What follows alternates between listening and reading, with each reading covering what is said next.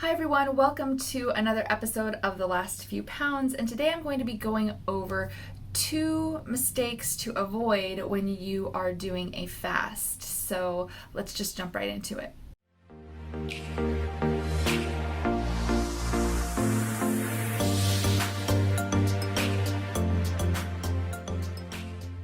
Before I get into today's topic, I want to let you know, in case you've been following me on Instagram and also, of course, on my YouTube channel, I had done a fitness competition recently. June 29th was my first one, and I placed 4th in one class and 3rd in another. I qualified for the INBF Worlds in New York City, and then my doctor told me that I had to stop working out. He told me I had to stop lifting weights specifically, and that the only thing I could do was walk because I had a pinched nerve in my neck.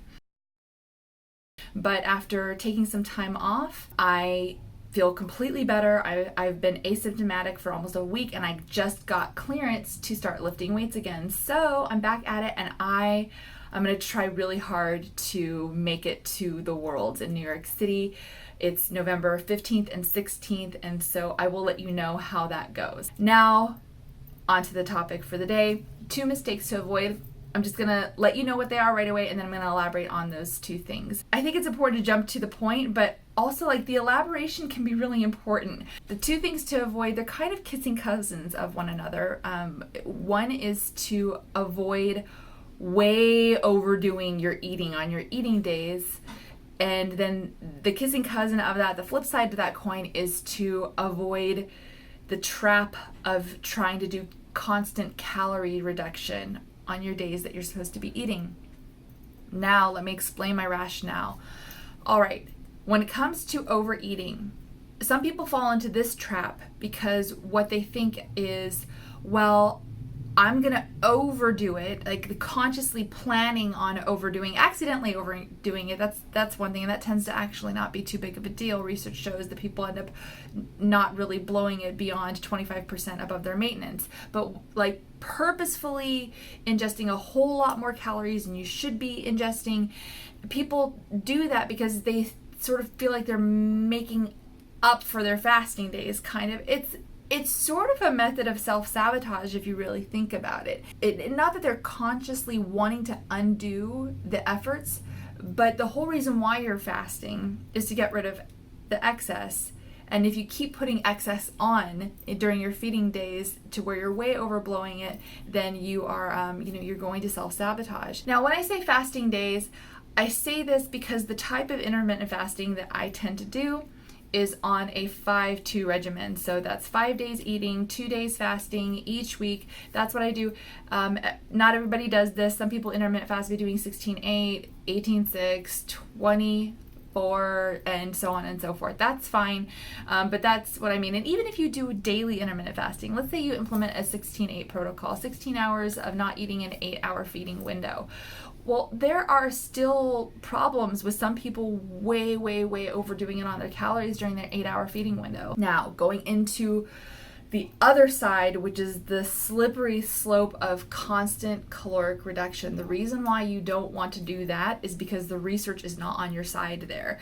It is very natural for people to want to do this. It's very natural for people to have a fasting day, and then what they do is they want to sort of ride that way. They say, well, I've been so good. I have a whole day of fasting. So that means that's 2,000 calories down for the week if you have done 1 day in 1 week.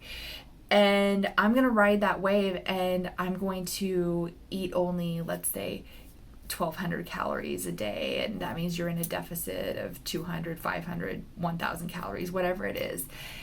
The problem is that the research shows that when you engage in daily caloric restriction, you're going to end up lowering your metabolism. That's not a problem if you don't go back to eating like you used to eat. But if you're really calorically restricting, most people don't maintain that forever. Most people understand they're going to do that for a set period of days or weeks or whatever.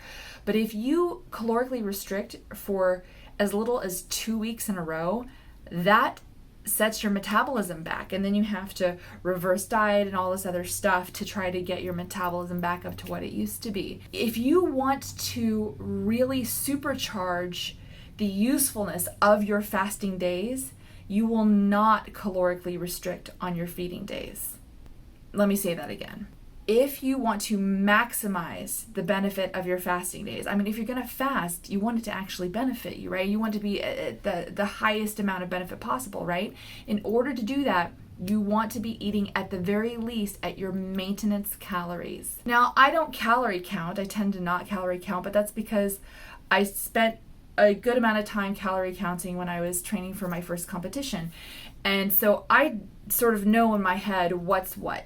But, you know, when we're out, people say, well, when we're out in the desert or in the forest, our ancestors, when we were evolving or adapting or whatever you want to call it, we didn't count calories. That's true. But the problem is that now we have processed food. So back then, we didn't have processed food. So we're kind of having to engage in unnatural behavior to make up for the very unnatural food stuff that tends to be around and that people tend to eat. If you haven't calorie counted before, you might want to do it just for a few days just to get an idea of what's what. And once you sort of have that idea, then you don't have to be such a stickler. If you hate calorie counting, I get it. I detest it. But I went ahead and I sacrificed for a little bit of time, so I kind of understood what I was doing. And now I know what it means to eat at my maintenance. I know what that means for myself. But if you like calorie counting, you know, go for it. The problem is not only, this is sort of the part B of the caloric restriction every day, not only do you risk lowering your metabolism if you do it for too long of a period of time, but you also risk muscle wasting. Now, some of you might not care about that, but most people tend to care about that. There was a meta-analysis that I recently read, and if I can find it again, I swear I will put it in the description box below or in a comment or something like that. But this meta-analysis with a solid methodology, which is also just key, it compared daily caloric restriction with alternate day fasting. Okay, so not 5-2 fasting, not your daily like 16-8, but alternate day fasting. Importantly, how it defined alternate day fasting was it included up to 500 calories in those fasting days. The people in each group, over all these different studies, they tended to lose almost the exact same amount of weight as one another.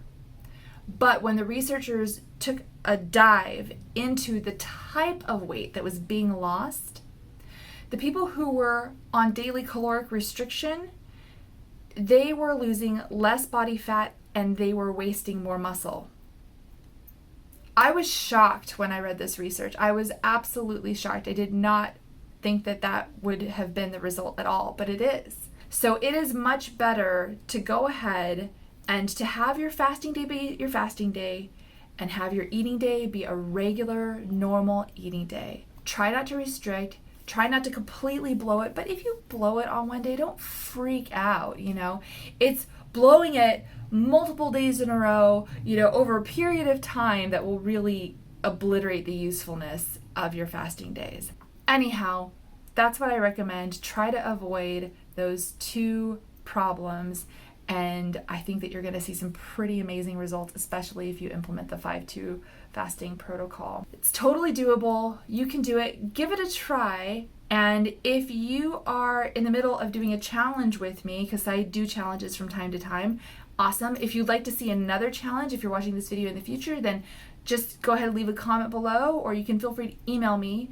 And I try to make these videos so that you don't need coaching, but I do have coaching clients because sometimes people just need something that's going to fit their personality a little better, and they just need a little bit of help figuring that out. And I'm here for you. If you would like some coaching, just drop me a line at my email, and then we'll be in touch and we'll see what we can do for you.